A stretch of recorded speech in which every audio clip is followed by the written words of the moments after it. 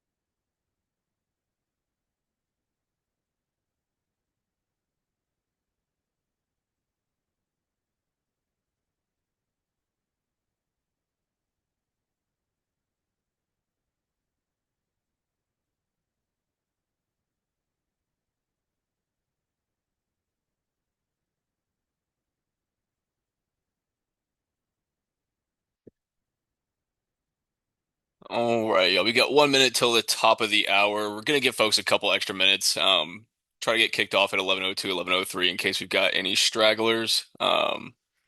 Yeah, so we'll get going here soon.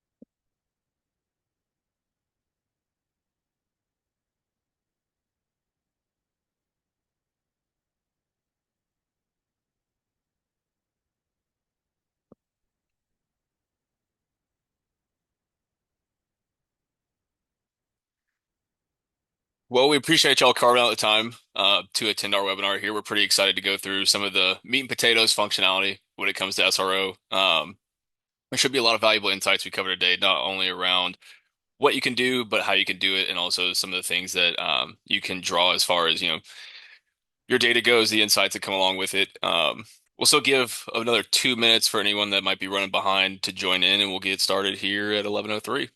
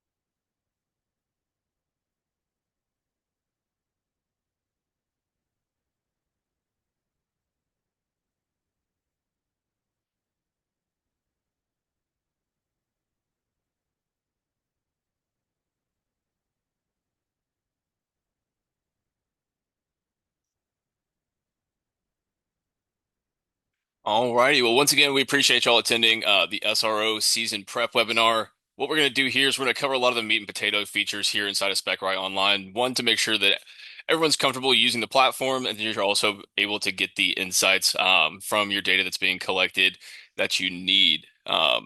We have a quick agenda we'll cover here, and really what we're going to do is focus on three particular pages: Skyview, reporting, and the jobs page. We will also cover some self-service capabilities, some critical on-truck actions that do affect the portal, and we will briefly discuss the API, which is a method for extracting data from your SRO portal and getting that into other different service portals. We will have an open question form at the end, so you do have a question box down at the very bottom to submit questions. If they are relevant to the page that we're on currently, we'll try to tackle those in real time. And anything we don't cover, we will circle back to at the very end to make sure that all of your questions are answered.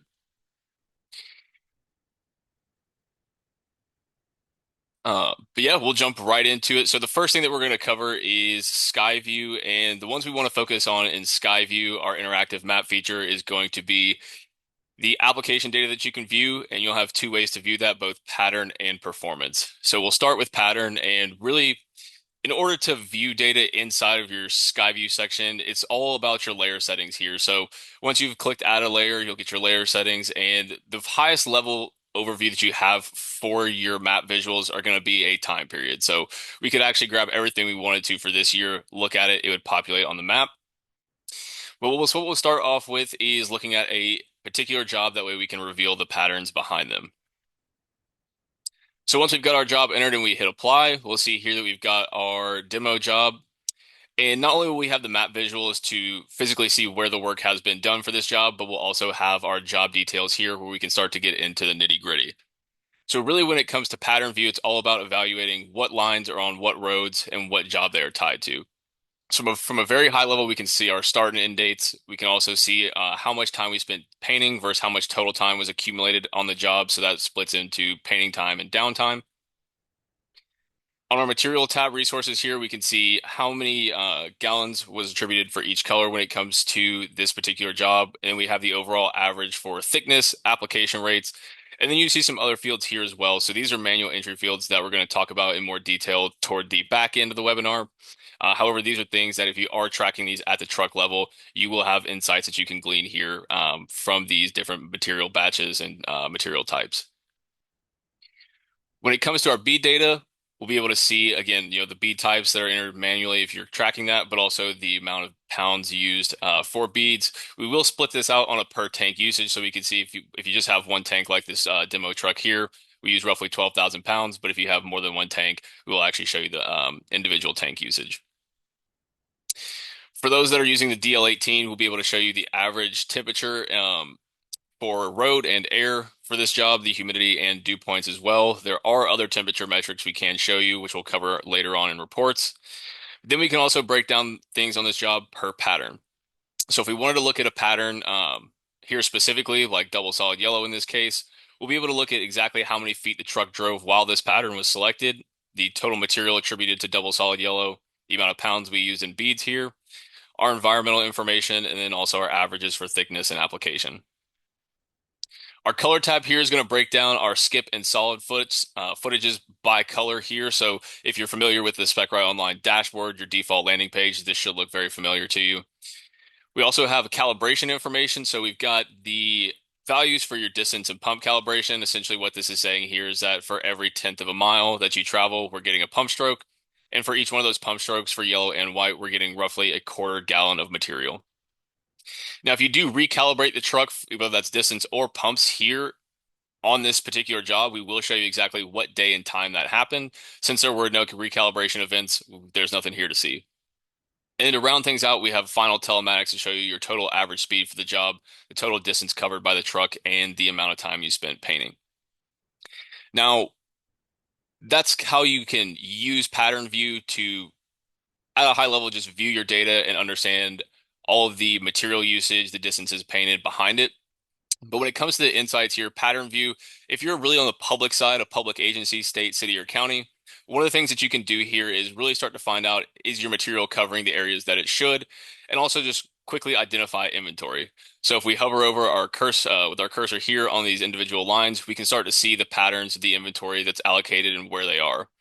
You will have also the ability to do that from a filtering standpoint. So if you wanted to pick out a particular piece of inventory, like we looked at for double solid yellow, you could select that here. And again, going back to if you want to see, is your material covering the areas that you expect it to, you could actually filter by batches for material, for your paint material here as well. As we switch over to, or sorry, if you're in the private space, and let's say you're a contractor, if you're looking at Pattern View, really the lowest hanging fruit here from an insight standpoint is being able to validate your work. So if there's instances where there's contested about if you painted this area, you can easily go back in here and physically see on the map that no, I did paint that area. We're all clear. We don't need to actually go back and do that. Now, the second view that we'll have inside of Skyview is going to be performance. Now, instead of seeing what line types are where, what we'll actually see is how well the job was done based on some QA thresholds that you've customized inside your portal. And so instead of seeing yellow and white, we'll see red, yellow, and green to tell us how well that job was done. So now if I hit apply, it's going to change this over to those colors. And to quickly show you how those colors are populated, that's all here on your options page. You'll see your QA threshold section here. And this is where you actually can start to customize that. In this example, we're going to look at material thickness, but you do have other options that relate to your beads and also some of the temperature information that we saw there in the job details window as well. But essentially the way that these colors are populated is by this percentile margin of error that we have set up here. So anything that falls in between plus or minus 20% of 15 mils, that's what's going to be green on the map.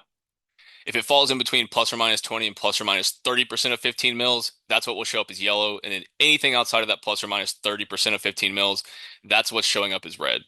So if we go back to Skyview, our colors should make a lot more sense now as to what they're going to show us. And one of the things that you can do here is actually click into individual segments. So if you wanted to figure out why is this particular section yellow or red, we can click into it. And your job details is dynamic. So it will now give you this new tab called performance. And under this performance tab, it'll highlight the particular metric that was outside of your given scope. So in this case, our material thickness was 10 mils above 15. And we could see here that this is just an area of over application. Now, if you wanted to spotlight particular areas, you could actually filter off good or fair. So if you want to look at potential areas of failure or over application, all you have to do is go back, change that, and you can see the red segments on the map here. Now, again, the way that I coach folks to use this, more so if you're on the public side, what this can give you season over season is a good insight into planning. Is there particular areas that have to be hit next year regardless? Are there areas that, on the flip side, in a positive manner, that are green that maybe we can go out there, just run those retros, find out if they pass our reflectivity, and if they are, can we leave those over the year? That way we don't have to feel that budget impact for restriping roads that are already, passing. If you're more so on the private side, this can also give you an insight into quality validation. So again, if someone's pushing back saying, hey, you painted this road, but it failed this particular target, you can say, actually, this area is green here. We know that we hit our mill target, our bead rate target, whatever it may be. And you can actually go back and say that you don't have to redo that area. One thing, you guys have as a commonality between public and private entities is that no one likes to restripe. So this can really help you reduce the amount that you actually have to go out there and restripe. Again, if you're on the private side, one of the ways I would coach you to use this is that viewing your jobs in performance view here daily. Again, that just gives you the ability to actually go in here, catch issues or potential mistakes in a very quick manner. That way they don't bleed over the course of, a month, 2 months, or the entire job, and you're going back retroactively and trying to fix things afterwards. We also have some shortcuts here inside of Skyview that can be very, very useful. So if you're already looking at data here like we have on the map and you want to create a report for it, we do have this shortcut up here that you can go ahead and use. Once you pick your template, all you now have to do is enter a name up here. So everything that's pre-populated already in your layer will carry over here into our report generator. All we have to do now is give it a name. It's already pulled our time range in that we were using this year, the particular truck that we were using, and the job that we had selected in the layer settings. Once we hit save, that report's going to be generating the background. You'll get your green banner across the top of the screen that says that report generation has started. Please check back later. And once that report's done generating, it's going to live on your reports list on the reports page. So as we transition into the reports page, there's going to be two main things that we talk about, and that's going to be scheduled reports and also custom templates, because scheduled reports allows you to, one, automatically generate reports so you don't have to go through the rigmarole of actually manually creating a report. And custom templates really enables the power of scheduled reporting by allowing you to either select the data that you want to see specifically and also cut out any noise that are included in the default templates we provided all users. And setting up a scheduled report is very easy. It's roughly 15 steps here. So all we have to do is click our new report, grab our template, and we want to give this a name. So if we're setting up a daily report in this example, we can call this our production report. You can select the truck or trucks that you want to be included on that report. In this case, we're doing an entire fleet overview, so we want to see all the trucks production. For those of you that are naming jobs and creating jobs, whether that's in the portal or on the truck, I always recommend that you have select all present and future jobs if you're doing a fleet overview. Now, if you are doing a per job or a job specific report, you can just actually grab that report, grab that job that you're looking at. That way, you're only getting job data for this specific report. But once we've enabled our specific jobs that we want to be included on that report, we can come down here to the rest of our customization settings for that scheduler. Since we already have a red and a blue, we're going to set this one to green. That way we know anything that we see on the calendar is green. That's a daily report. And then we can pop in our email address. Now, if you have more than one person that this report is going to be sent to, just make sure you have a comment in between the email addresses. That way it separates those out and everybody receives that report. And then you have the option for two different deliverables. You can pick one or the other or both. The link will take you back inside the Spec-Rite online portal to view that report, and the attachment will actually send you the attachments that you select here. So if you want an Excel file versus a PDF, or if you want to send anybody some sort of geo file, you can also include those here as well. Now, this is going to determine when that report's first start date is. So in this case, our first edition is going to be tomorrow. This is going to run at 6 a.m. inside the portal. Since we have this set to immediately, it's going to, as soon as that report is done generating, it's going to send that to my email inbox. And our last two settings here are pretty key. So if you want this report to just be a recurring report that doesn't stop until you tell it to, you can leave this setting on never. Maybe if you are doing a job specific report, you could punch in that projected end date. And if you want to just after a certain amount of occurrences, you can also customize that. Say if you only want 10 editions of that report, you can set that to 10. And then For whatever reason, if you don't stripe that day, you got rained out, there's a truck breakdown. This will allow you to not get Excel files full of zeros. So this just says instead of sending you a report, it says, "Hey, no new report today. Please check back again tomorrow." But once we've got all of our settings filled out, we can hit save, and that is setting up a scheduled report. It took less than, 2 minutes, and now it's going to save us a lot of time on the back end when it comes to actually getting our data out, getting our data from the Spec-Rite online portal. Now you can have as many reports as you want to going at the same time. I would say my recommendation is that don't be scared to have more than one report going at the same time, whether that's different folks or you have different types of reports going where you're looking at data over a daily, weekly, maybe even like a monthly period. Because you can always go back in and edit those reports. So if you wanted to edit your daily report, whether that's changing the template, adding another person into the report, you can always do that just by coming down in here, picking the different report template, change the color, add somebody else in, make those changes, hit save, and now that's going to update your report. This is going to list out everything on the left-hand side, but if you want to see the calendar view, that way you know what events are happening on each day, you can kind of fast forward as well to make sure that you've got reports coming in when they need to. The next section we're going to look at is our actual reports list. So this will house a copy of any report that's generated inside the system, whether you're doing that manually or it's a recurring report. That way you can always come back in here in case, you might delete one from your email inbox. Um, you're not, up the creek, so to speak. You will be able to view reports from this reports list as well. You can also export them. It'll be the same file type options that we saw on the schedule report generator. And if you need to keep things clean in here, you can always delete a report just by clicking the red trash can. Now, viewing that report inside of Spec-Rite, what you'll see here is that we have um, two different views going on. So up here we have the top half of our data. It's going to show very similarly like that we saw in Skyview, where you can actually see the lines in the map. In the rows and columns down here will actually show you what data is attributed to each one of those segments if you click on it. I'm going to refresh so I can get my report in here that we created in Skyview, and we can look at that as another example. So again, the top half is going to look very similar to Skyview, where you get the map features, and then below that is going to be our rows and columns that attribute each data to the particular section on the road. Now, this particular report we used is the usage report template. This is one of the default templates we provide everybody inside of the portal. If this is actually going to break everything, let me back up. All of our default templates split out data or create a new row roughly every mile of travel distance. So we can see here we've got different mile mile instances and the data that follows each one of those particular miles. With custom templates, you actually do have some power over how those new rows are segmented. And like I said, custom templates really is where the true power of reporting lies. So if you wanted to create a new template, it works very similarly to creating a report. It's a very similar interface. All you have to do is click new template. And so once you've named that template,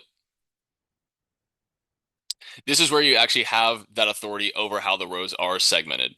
So if you wanted to do, just one row for each truck or truck that's attached to your report, you can select none. It'll show you the totals and quantities for the given time period of your scheduled report or your manual report. You can also break things down by distances. So if you wanted to do, smaller segments, say 1,000-foot intervals, or maybe larger chunks like 5 miles, you have the flexibility to do that. Pattern changes and line type are similar. Ultimately, though, they're different. So the example I always like to use is if you're painting an edge line, switch over to a center line, switch back to an edge line, and you do that report by pattern changes, you're going to get 3 rows where each one of those rows is individual to that particular segment that you were painting. If you do that report by line type, what it's going to show you is both of those edge line segments aggregated into one row, then its totals and quantities, and your next row down would actually be your center line totals and quantities. You also have the capability to break things down by time. So if you wanted to filter by hour, day, week, or month, and then you can filter things by particular job name. So if you're running a report that has multiple jobs or over a larger time period, that way you want to see totals and quantities by job, you can split out that work accordingly. And the last one, especially if you're auditing materials, you can also break things down by batch numbers in here. That way you can see exactly how much material was used for each batch, especially if you're doing things like reordering at the beginning of every month, or if you're doing that planning ahead for the season. Now we have added something in relatively recently here that is a secondary row command. So not only can you apply one filter, you can apply two filters. And this really is going to apply to looking at larger sections of data over larger time periods in these reports in a more granular fashion. So let's say you're looking at a report that's over the course of 3 months and you want to see every truck on there. You want to break everything that they did down for that truck by day. But then under each day, you want to see exactly their totals and quantities by the specific job they worked on. All you'd have to do in that case is enable this include secondary row command, select your entry field, and then pick job name. And it's not just limited to job name. You can break things down by line type, by distance, pattern, and batches. And that's really a lot of the power that you have when it comes to how your data is presented to you, both in reports and also inside of the SRO reports that you can view, like we saw there. Now, we do have over 300 metrics inside of this custom template generator. My goal here today is not to beat you over the head with all of them. However, there are a few things that we can point out here that can make a difference in your reports. So one thing we'll talk about here when we get to a little bit of the truck section is manual entry fields. These are all things that can be logged on the truck manually, and if they are, they will have you will have the ability to see those in Skyview, but also include those in reports. So, like we saw in there, if you want to include batch numbers, you can do that. That way, if you're looking at particular materials, maybe you're a contractor that has specific reporting requirements. If you want to include, route systems, route names, project numbers, you have the flexibility to do that as well. Another real key piece inside of custom templates is going to be this create exceptions. I'm going to talk about this on the counter channels and rates tab since we talked about thickness earlier as our QA threshold example. This is going to work very similarly. However, it's a little bit different. So once we enable create exception by checking this box, we can now enter a minimum or maximum. So if our target mills are between 18 and 22, we can actually now tell this report generator anything that falls outside of that range of 18 to 22 mils for yellow. I want you to highlight that cell red when I export an Excel report. That way you're not, digging through the report with a fine-tooth comb trying to figure out what areas might have potentially failed. If this is going to cause us restripe, what's the knock-on effect of beads? This will just jump off the page at you whenever you enable these exceptions. And you'll be able to enable this for anything that has a box right here in this enable exceptions column. So a lot of the things that we saw on the QA threshold section, color, thickness, we also have that available for beads. And like I said, this is just really a quick shortcut around having to really strain your eyeballs when it comes to looking at a report. The last thing I'll point out really inside of the report generator, sorry, the custom template generator is going to be miscellaneous stuff that we've added. So things we've added based off y'all's feedback. If you want to see things like comments that have been submitted into the portal, whether that's from the truck or through the SRO mobile app, we can include those in reports, and then you can actually see what that comment was, whether it has to do with, an F-150 driving through your lane line because they were impatient, or if someone, clips the side of your truck and knocks off a mirror. But once you've got all the metrics that you want in that report, all you have to do is hit save. That report is now going to be available, or that template's now going to be available for you in in scheduled and one-time reports. The next section we're going to cover is the jobs page. So we've revamped the jobs page over the last year to make sure that you can do things like sending jobs from the portal to the truck and eliminate any sort of error when it comes to entering job names, the wrong job name, or just being able to select the right job name. We've also added the ability to split jobs. So one thing that you have in common as, private and public entities is that you've probably been a victim of a job name, of data being logged to the incorrect job name. So what we can do is actually retroactively split that off. So what you can type in here, the job that you're looking for,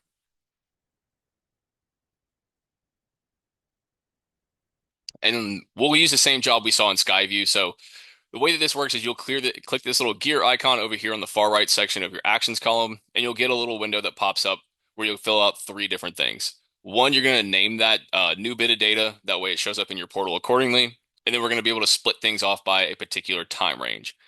Once you've got the time range entered, you can actually check the box for the truck, and then you can split that job accordingly. Now you might be thinking, okay, Perry, how do I actually know what time to use for that job split? Maybe they're not logging that manually on truck printouts, so you don't necessarily know that time range. Well, that's another big benefit of Skyview. We could actually go back into Skyview and figure out what our start time and what our end time was for that split. So this is when I would recommend you get out a little piece of paper or even maybe your notepad on your computer. That way you can actually figure out and just put them down here. when it comes to splitting that job. So if we go back to the job we were looking at,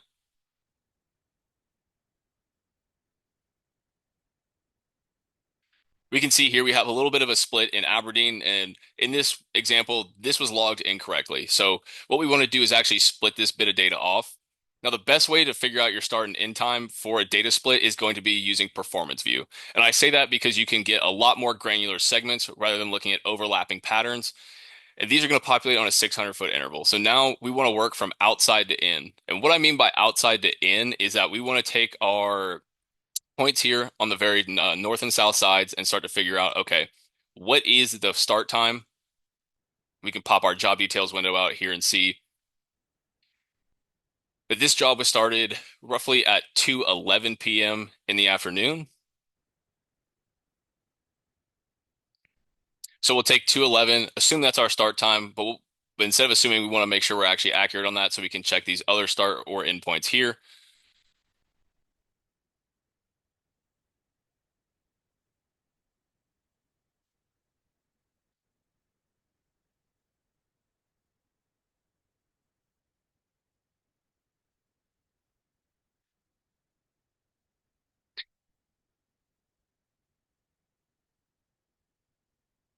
And essentially, once we've got our end times here, so just from doing a little bit of cheating prior to this in preparation, I know that it was our last segment here that started at 2:55, that ended at 2:55 p.m. So we can see here this finished up at 2:55, and this is going to be our end time that we want to use. Now, one thing we want to check just to make sure is that if we go back to the entire job details, does that end time line up with our end time for the entire job? If it does, then we want to make sure we use that for our end time period. But if it lines up exactly here, we can actually just use a checkbox if we go back to the job splitting modal. So now that I've got my job, I know my start and end time.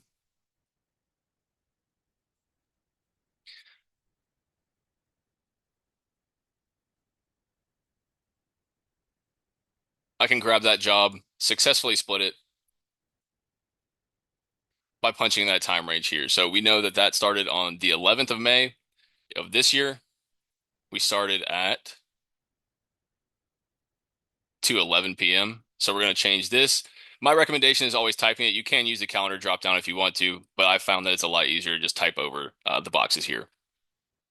And since that end time lined up with what we wanted to use as our end date, we can just check this box, check the box for the particular truck, and then we can split that job. Now that this data is going to be segmented off, what we can actually do is we can leave it as its own standalone job, or if it's part of an existing job here inside the portal, we can merge that together with a different job. That way, when you go to run reports, when you go to view Skyview, everything is in the correct bucket that you need it to be.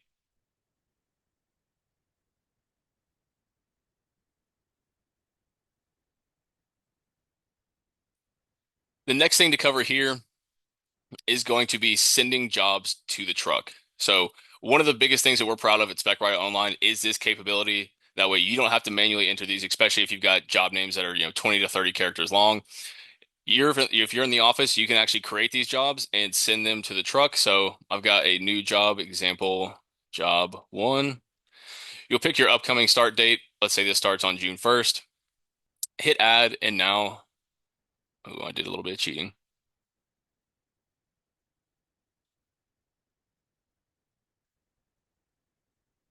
And now that job's going to be on your upcoming tab. So if we switch over here, we can see we've got example job.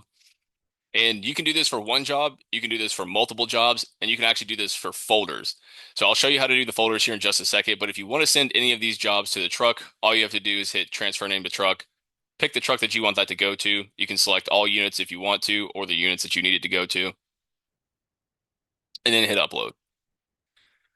Once this is sent, that job is now going to be readily available for selection on the jobs list on the truck monitor. And to give you an idea of what that looks like, we can see here on our truck monitor, we have our job name. We can click into job name, and then there's our example job under, our example folder here. Now, like I said, you can create folders and send those to the truck. So if you are using the folder structure on the truck level, it's very, very easy to mirror inside of here. The only thing that you need to make sure you do is put a colon in between the folder name and the job name.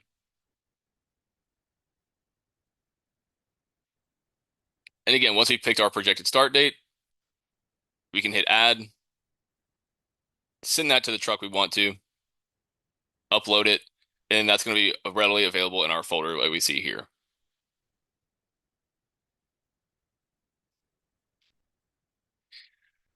So from a functionality standpoint, that is really what we wanted to bring to the table today. There are also some other things that we want to show you. So one of those is going to be the self-service side of the portal. One new addition to the portal is you can now actually add users from your options page on your user management tab. You can either add these, you can delete these. So if you wanted to get rid of somebody, you can just delete them from the portal here. It's very easy to do. That way, you're not having to reach out and wait on me in order to add these folks in. So you could go in here and type in their first name,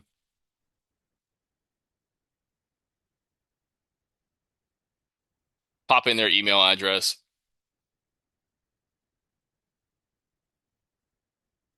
and then you want to select the role. So we have three different roles. Owner and manager are going to be the exact same permissions. However, a manager can't promote themselves to owner. So there's only going to be one owner for the portal. That's going to be your admin user. But the next one down is going to be member. So this is a way that you can kind of gatekeep the information and really reduce some of the opportunities for errors in here, like deleting templates, misaligning jobs, getting rid of reports.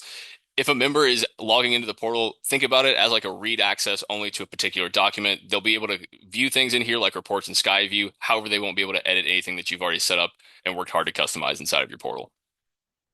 Once you've got everything selected, you can send that invite to them. They'll get an email from no reply at specrite.io with that same link that you use to create your username and password. And then once they've created that, they'll have access to the portal now based off of the role that you've given them. From a support standpoint, we also have our life raft down here in case you're drowning. So one of the things we've worked hard to do is create a knowledge base of things that you can do inside the portal, both from a how-to standpoint and also a troubleshooting standpoint. If you enjoy listening to me talk, you can watch a lot of the videos we have on YouTube about how to use the portal. Some of the things we cover here today, but also some more advanced things inside the portal as well. We have articles that if you want to use that for self troubleshooting, you can do that. Skipline has done a very good job of creating video content for on the truck actions. So if you wanted to see a video on how to calibrate your pumps, you could watch that video in here as well. Just another route of access in order to get to this collateral. And then we have Spanish and French support for this SRO troubleshooting articles that we saw above. Also, inside the Life Raft, we have a chat with us feature. So we've added a chat bot in here that you can actually talk to and ask questions. It's very good, not only for Spec-Rite how-to and troubleshooting, but it does a very good job of skip-line how-to and troubleshooting. So if you wanted to ask it a question about, let's say, calibrating your pumps, you can go in here, pop your question in, ask it how to calibrate your pumps, and it'll give you the answer and all the instructions in the sequential order you need to make sure that you've got your pumps calibrated to the recommended setting.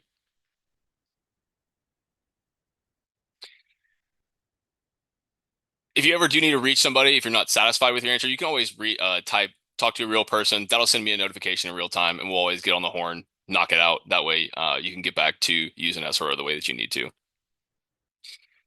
And the last thing that we wanted to cover here was some of the particular on-truck actions that will affect the portal. So we're not going to do a deep dive onto all the things that you can do on a HDVO or DL18 monitor, but some of the things we looked at, like tracking bead types, material types, batch numbers, those are all very, very easy to do here inside on your truck monitor. So if you're on your monitor tab, you'll have some fields that are pre-populated for you, but you can always add these in, whether you want to do that on the video tab or the monitor tab. So if you wanted to get your actual bead types in here, we can just click on it, add an item. Under our logging and entry fields, we can find that bead one type, hit done, and then we can actually, customize the layout exactly how you need it. Once you've got that on there, you can actually just go back to locking your layout, and then you can create the bead types that you want to in here.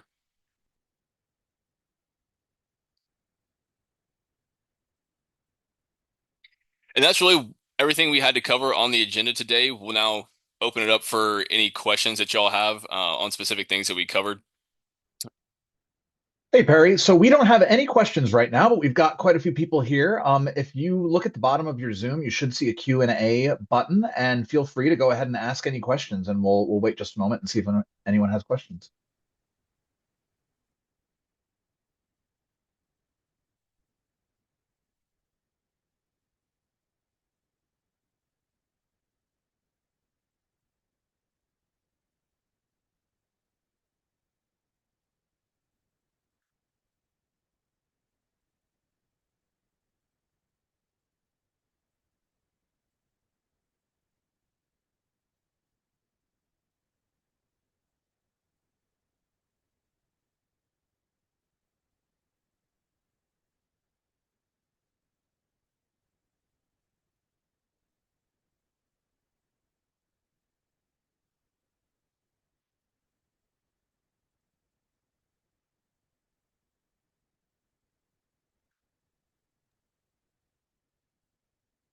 All right, Perry. So we have a question here from Andrew Means. He was asking about Skyview. When he looks at Skyview, the lines aren't lining up on the map, and he asked if we could adjust that. Okay. So there isn't necessarily like a manual adjustment setting you can make to the lines on Skyview. The cell and GPS antenna are collecting those with roughly a 3 meter margin of error. So if you do see something that's not necessarily on the road, it's just basically how the data came in with the GPS coordinates. To your point, if you do zoom in really far, the lines can get a little a tiny bit wonky, I would say. But for the most part, if you're staying at a high level, if you're not going down to the physical roadside, everything should look nice and neat for you.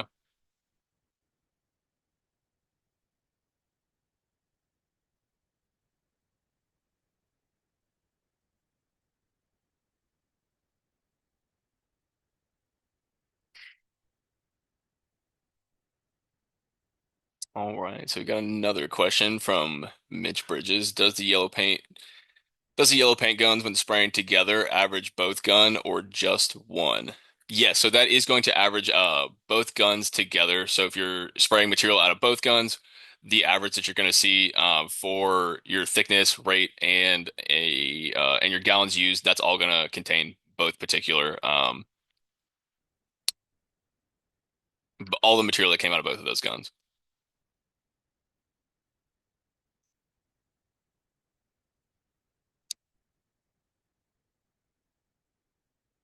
We've got another question here from Anthony. How do you separate repeated jobs for year to year?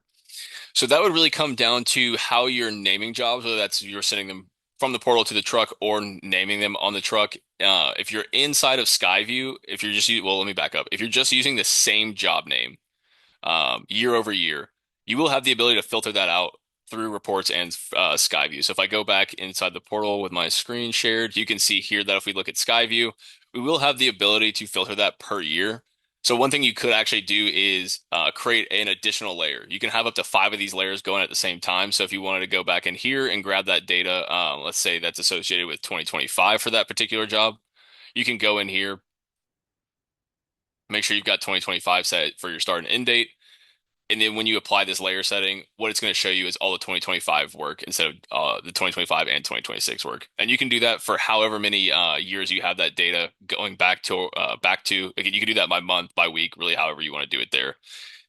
And it works the same way in reports. So if we were to create a new report just from scratch, what we can do here is we can pick our template and then we can use that start and end date up here at the very top to say, all right, I just want everything for 2025 related to that particular job.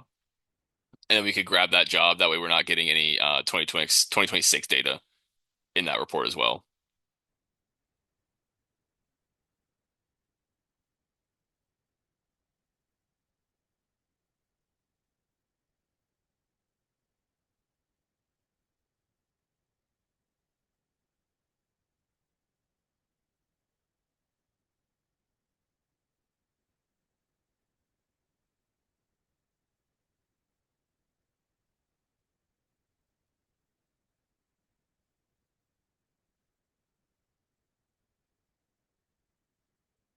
I'm looking at about 10 to 15 off the roadway.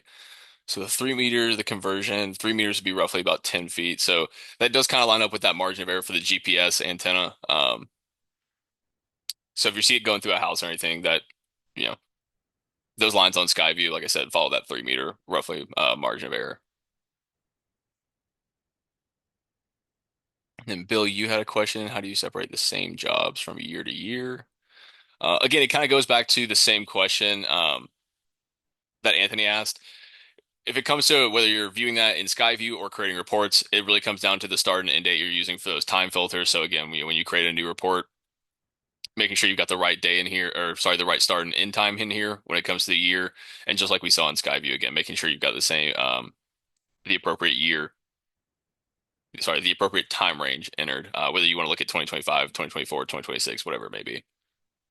Now, if you want to view those as separate jobs inside the portal, you just want to create a new job for each one of those years. So if you had a recurring job that you know, like for example, we could say example job 2026, that's going to be all of our 2026 work for this particular, route, road, whatever it may be. You can go in there and say 2026, and then next year you could say same job name 2027. That way you can include both in the report and view them in Skyview the exact same way.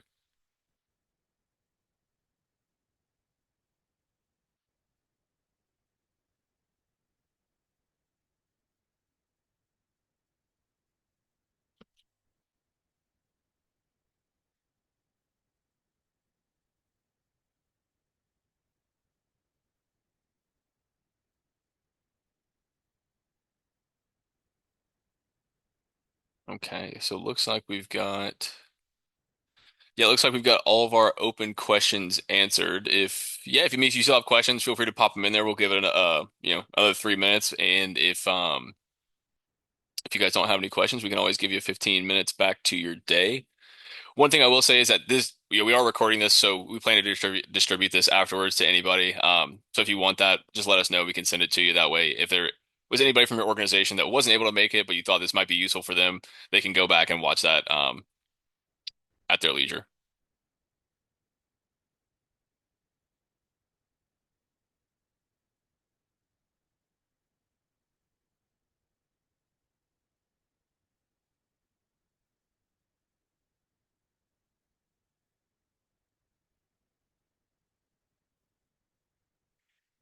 Oh, okay.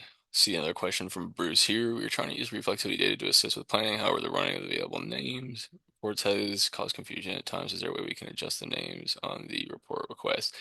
Yes. So, Bruce, I'll follow up with you offline because there are some different ways we can look at that we can include the different data points inside of your reports. So look out for an email from me after this to make sure we cover that.